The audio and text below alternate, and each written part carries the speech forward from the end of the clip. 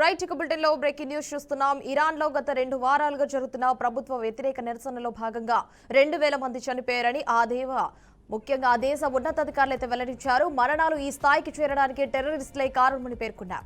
మృతుల్లో సాధారణ పౌరులు, చిన్నారులతో పాటు భద్రతా సిబ్బంది కూడా ఉన్నట్టయితే తెలిపారు. అయితే ప్రాణ నష్టంపై భిన్నమైన నివేదికలు కూడా వస్తున్నాయి. కొన్ని అంతర్జాతీయ వార్తా సంస్థలు 2000 మంది మరణించారని పేర్కొనగా మరికొన్ని నివేదికలైతే మృతుల సంఖ్య 12,000కు పైగా ఉంటుందని చెప్తున్నాయి.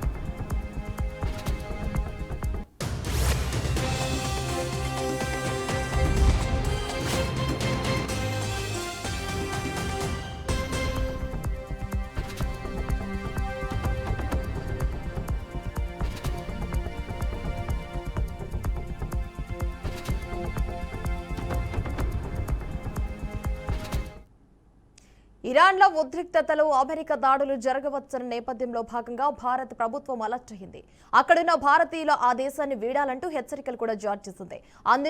అందుబాటులో ఉన్న మార్గాల్లో అయితే దేశాన్ని వీడాలని సూచించింది. స్వదేశానికి వచ్చేందుకు సిద్ధంగా ఉన్న వారిని కూడా సురక్షితంగా తీసుకురావడానికి సిద్ధమైంది. నేటి నుంచి ఈ తరలింపు ప్రక్రియ ప్రారంభమయ్యే అవకాశాలైతే ఉన్నట్టు విదేశాంగ శాఖ వర్గాలైతే సమాచారం.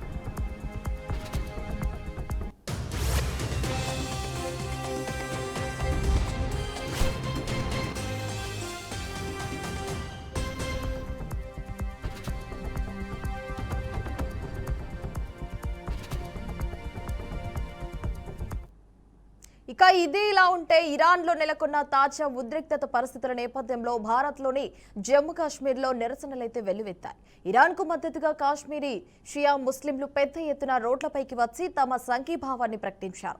అమెరికా, ఇజ్రాయెల్ అనుసరిస్తున్న విధానాలను తీవ్రంగా ఖండిస్తూ శ్రీనగర్, బుద్గాం ప్రాంతాల్లో ర్యాలీలు నిర్వహించారు. బుద్గాం జిల్లాలో నిరసనకారులు స్థానిక ఇమాంబారా నుంచి మెయిన్ చౌక్ వరకు భారీ ప్రదర్శన చేపట్టారు. శ్రీనగర్ వీధుల్లోనూ ముస్లింలు, అమెరికా, ఇజ్రాయెల్ వ్యతిరేక ప్లకార్డులైతే పట్టుకుని నినాదాలు కూడా చేశారు. నగరంలో కట్టుదిట్టమైన భద్రత ఉన్నప్పటికీ నిరసనలు ప్రశాంతంగా కొనసాగాయని పోలీసులు అయితే చెబుతున్నారు.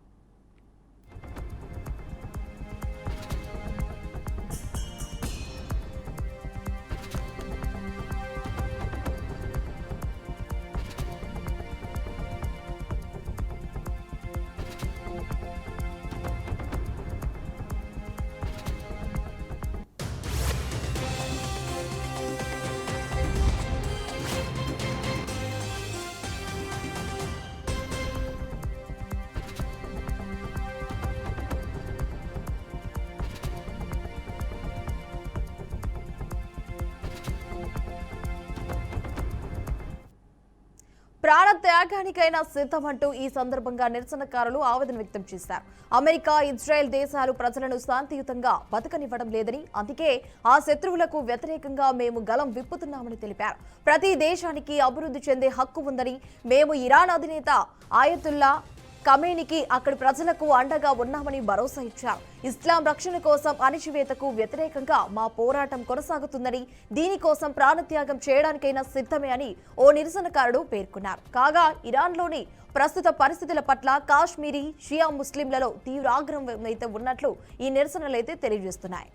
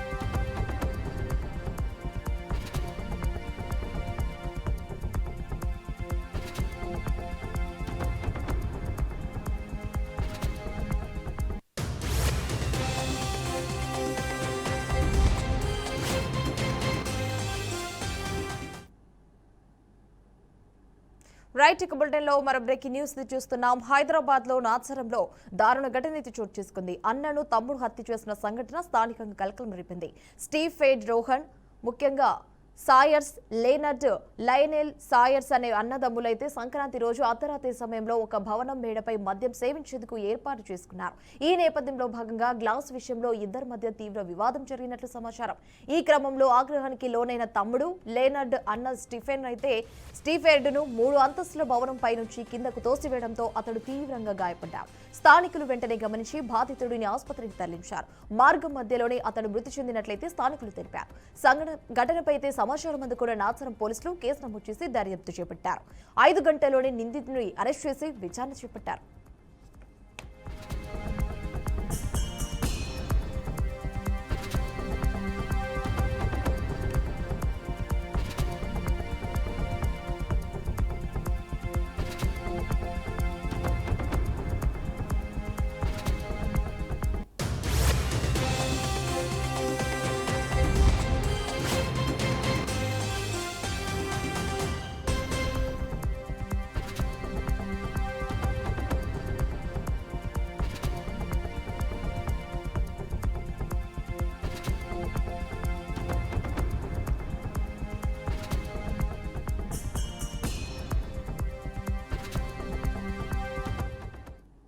Back to news. విజయనగరం జిల్లాలో ప్రజల భద్రత, రహదారి భద్రత లక్ష్యంగా జిల్లా పోలీసులు రిటర్న్ జర్నీ సేఫ్ జర్నీ అనే వినూత్న కార్యక్రమాన్ని ప్రారంభించినట్లు జిల్లా ఎస్పీ ఏఆర్ దామోదర్ తెలిపారు. పండుగలను ఆనందంగా ముగించుకుని తమ గమ్య స్థానాలకు తిరిగి వెళ్లే సమయంలో ఎలాంటి ప్రమాదాలు జరగకుండా, అవాంఛనీయ సంఘటనలు జరగకుండా ప్రజలు రహదారి భద్రత నియమాలను తప్పనిసరిగా పాటించాలని ఆయన సూచించారు. హెల్మెట్, సీట్ బెల్ట్ ధరించడం అనేది, మద్యం సేవించి వాహనం అయితే నడపకపోవడం, వేగ నియంత్రణ పాటించడం వంటి అంశాలపై ప్రత్యేకంగా అవగాహన కల్పిస్తున్నట్లు చెప్పారు. వేగంతో కంటే చాలా తక్కువ స్పీడ్తోనే మన సురక్షితంగా మన గమ్యస్థానాలకి తెలుగువారి అతి ముఖ్యమైన పండుగ సంక్రాంతి. ఈ సంక్రాంతి పర్వదినాన్న అందరూ కూడా సుదూర ప్రాంతాల నుంచి వారి నేటివ్ ప్లేసులకి మనకు వస్తుంటారు. అదే రకంగా చాలా హ్యాపీగా ఈసారి సంక్రాంతి ఉత్సవాలు కానీ, కనుమ ఉత్సవాలు కానీ చాలా చక్కగా జరిగాయి. ఎటువంటి అవాంఛనీయ సంఘటనలు జరగకుండా జరిగాయి. అయితే తిరుగు ప్రయాణంలో చాలా జాగ్రత్తలు తీసుకోవాలని చెప్పేసి విజయనగరం పోలీసు కోరుకుంటుంది. ఖచ్చితంగా హెల్మెట్ అనేది ధరించాలి, సీట్ బెల్ట్ ఖచ్చితంగా పెట్టుకోవాలి. మితిమీరిన వేగంతో కంటే చాలా తక్కువ స్పీడ్తోనే మన సురక్షితంగా మన గమ్యస్థానాలకి చేరుకోవాలని చెప్పేసి విజయనగరం జిల్లా పోలీసు మనస్ఫూర్తిగా కోరుకుంటుంది. ఏదైతే ఈ జర్నీలో ఎక్కడైనా సరే పోలీసు తాలూకా సూచనలు పాటించి ఏదైనా మనకి ట్రాఫిక్ జామ్ అయినా లేకపోతే ఇంక ఎటువంటి ఏదైనా జరిగితే పోలీసు వారి సూచనలు తప్పకుండా పాటించి మీ ఫ్యామిలీతో మీ తాలూకు గమ్యస్థానానికి సురక్షితంగా చేరుకుంటారని మనస్ఫూర్తిగా విజయనగరం జిల్లా పోలీసు కోరుకుంటుంది. తెలుగువారి అతి ముఖ్యమైన పండుగ సంక్రాంతి.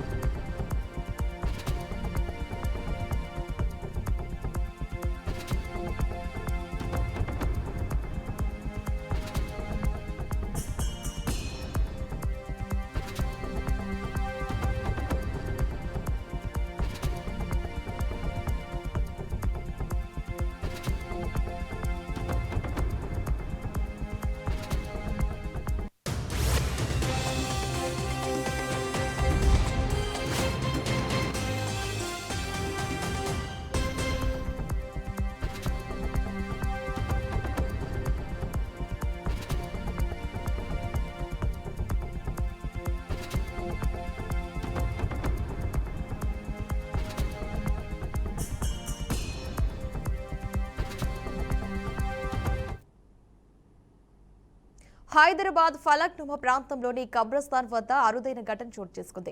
అక్కడికి ఒక్కసారిగా ఓ నెమలి వచ్చి చేరింది. అయితే నెమలిని చూసిన కొన్ని కుక్కలు దానిని వెంటాడటంతో పరిస్థితి ఆందోళనకరంగా మారింది. ఈ ఘటనను గమనించిన స్థానిక ప్రజలు వెంటనే అప్రమత్తమయ్యారు. నెమలికి ఎలాంటి హాని జరగకుండా జాగ్రత్తగా దాన్ని కాపాడుతూ సమీప పోలీస్ స్టేషన్కు సమాచారం అందించారు. పోలీసులు వెంటనే స్పందించి అక్కడికి చేరుకుని నెమలిని సురక్షితంగా అదుపులోకి తీసుకున్నారు. ప్రస్తుతం నెమలి పూర్తిగా సురక్షితంగా ఉందని అధికారులు తెలియజేశారు. అవసరమైన చర్యల కోసం అటవీశాఖ అధికారులకు సమాచారం అందించినట్లయితే వెల్లడించారు. ఈ ఘటనలో స్థానికులు అప్రమత్తత, మానవత్వం అందరికీ ఆదర్శంగా నిలిచింది. వన్యప్రాణుల సంరక్షణలో ప్రతి ఒక్కరి ముఖ్యంగా దాని ఘటన అయితే రుజువుగా నిలిచింది.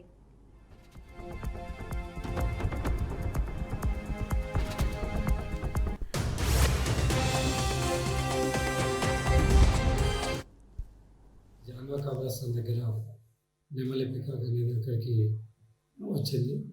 దాన్ని అక్కడికి రాగానే కుక్కలు దాన్ని ఎమ్మడిపడడం వల్ల దానికి ఇంజూరీ అయింది. అక్కడ లోకల్ ఆర్మీ ఫైజల్ ఖాన్ అనే అతను దీన్ని తీసుకొచ్చి మాకు కన్వర్ట్ చేసిండు. ఇప్పుడు దీన్ని మేము ఫారెస్ట్ వాళ్ళకి ఫోన్ చేసాం. వాళ్ళు రాగానే ట్రీట్మెంట్ ఇప్పించి వాళ్ళకి కన్వర్ట్ చేస్తాం. దీన్ని మళ్ళీ దాన్ని సేఫ్ కస్టడీ కోసం వాళ్ళకి ఇస్తున్నాం. తర్వాత ఫర్దర్ ఇన్వెస్టిగేషన్ వాళ్ళు చేస్తాం.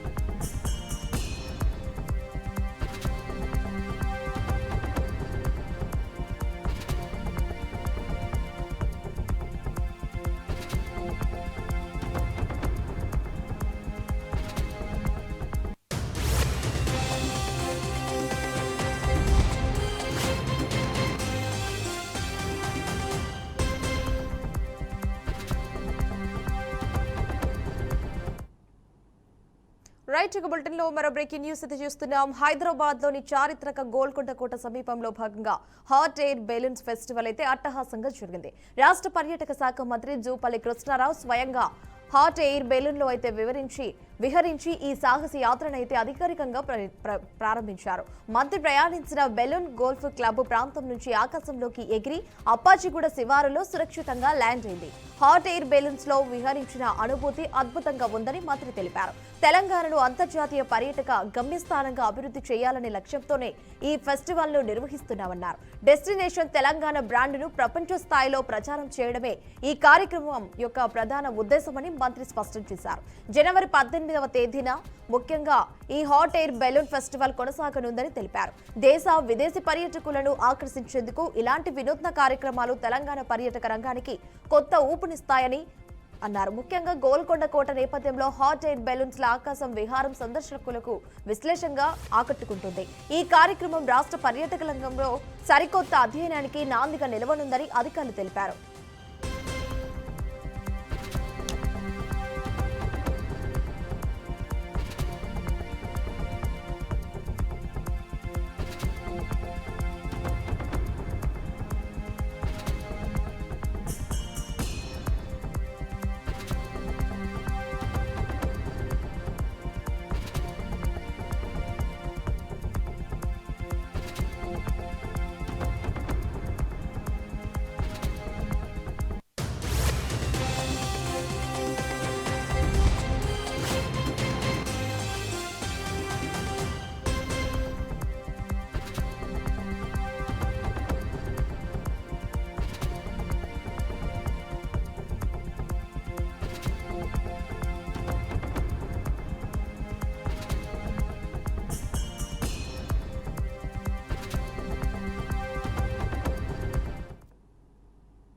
ఎన్టీఆర్ జిల్లా కంచికచర్ల పరిధిలో నిన్నటితోనే సంక్రాంతి పండుగ సెలవులు ముగియడంతో పల్లెలకు వెళ్లిన పట్నం వాసులు తిరిగి పట్టణాల బాట పట్టారు. కనుమ పండుగతో వరుస సెలవులు ముగియడంతో హైదరాబాద్ సహా వివిధ పట్టణాలకు వాహనదారులు ప్రయాణం కొనసాగిస్తున్నారు.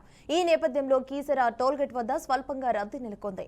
నందిగామ వై జంక్షన్ వద్ద ట్రాఫిక్ కు అంతరాయం కలగకుండా పోలీసులు ప్రత్యేక లైన్లు కూడా ఏర్పాటు చేశారు. అలాగే రోడ్డు మరమ్మతులు చేపట్టడంతో పాటు ఫ్లైఓవర్ పై కూడా పనులు పూర్తి చేసి వాహనాల రాకపోకలకు అనుకూలంగా ఏర్పాట్లు చేశారు. నందిగామ పోలీసులు ముందస్తు చర్యలతో పాటు ట్రాఫిక్ సమస్యలు తలెత్తకుండా పర్యవేక్షిస్తున్నారు. వాహనదారులు అధిక వేగం తగ్గించి నెమ్మదిగా జాగ్రత్తగా తమ గమ్య స్థానాలకు చేరాలని పోలీసులు సూచించారు.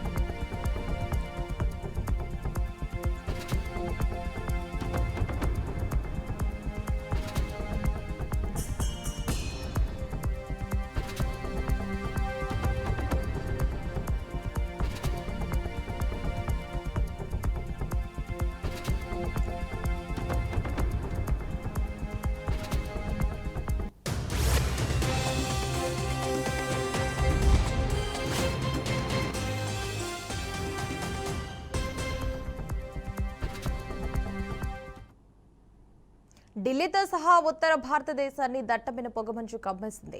పొగమంచు కారణంగా ఢిల్లీలోని ఇందిరాగాంధీ అంతర్జాతీయ విమానాశ్రయంలో విమానాలు కూడా ఆలస్యమవుతున్నాయి. పంజాబ్, హర్యానా, ఉత్తరప్రదేశ్, రాజస్థాన్, ఉత్తరాఖండ్, హిమాచల్ ప్రదేశ్, బీహార్, ఛత్తీస్గఢ్, జార్ఖండ్, ఒడిశా, త్రిపుర వంటి రాష్ట్రాల్లో కూడా పొగమంచు ప్రభావం ఉంది. విజిబిలిటీ పడిపోవడంతో ప్రయాణికులు తీవ్ర ఇబ్బందులు పడుతున్నారు. రాబోయే రోజుల్లో పొగమంచు కొనసాగే అవకాశం కూడా ఉందని ఐఎండీ హెచ్చరించింది. ప్రయాణికులను అప్రమత్తంగా ఉండాలని సూచించారు.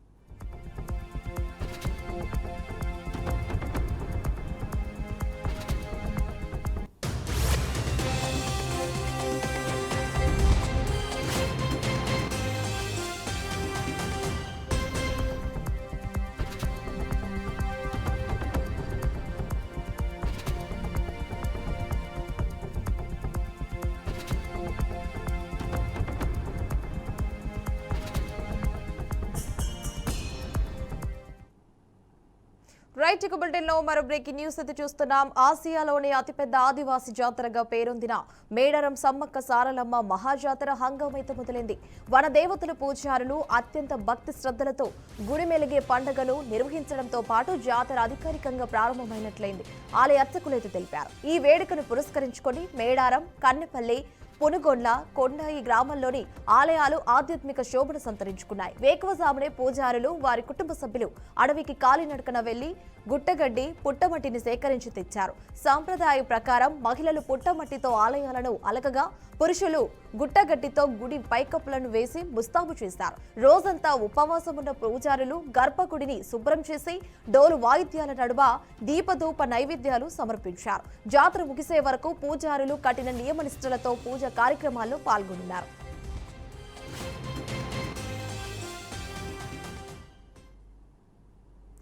జాతర ప్రధాన ఘట్టానికి ముందే మేడారంలో భక్తుల సందడి నెలకొంది. భక్తులు జంపన్నవాగులో పుణ్య స్నానాలు ఆచరించి అమ్మవార్ల గద్దెల వద్ద బెల్లం, పసుపు, కుంకుమ, నూతన వస్త్రాలను సమర్పించి మొక్కులు చెల్లించుకున్నారు. తెలుగు రాష్ట్రాలతో పాటు పొరుగున ఉన్న ఛత్తీస్గఢ్, మహారాష్ట్ర నుంచి కూడా భక్తులు భారీగా తరలివస్తున్నారు. పూజారుల సంఘం అధ్యక్షులు సిద్ధబోయిన జగ్గారావుతో పాటు సమ్మక్క సారలమ్మ పూజారులు ఈ క్రతువులో అయితే పాల్గొన్నారు. దేవాదాయ శాఖ అధికారులు, జిల్లా యంత్రాంగం భక్తులకైతే అసౌకర్యం కలగకుండా ఏర్పాట్లను పర్యవేక్షిస్తున్నారు. జాతర సమీపిస్తున్న కొద్దీ భక్తుల రద్దీ పెరిగే అవకాశం కూడా ఉండటంతో ఆర్టీసీ ప్రత్యేక బస్సుల సర్వీసులను కూడా సిద్ధం చేస్తోంది.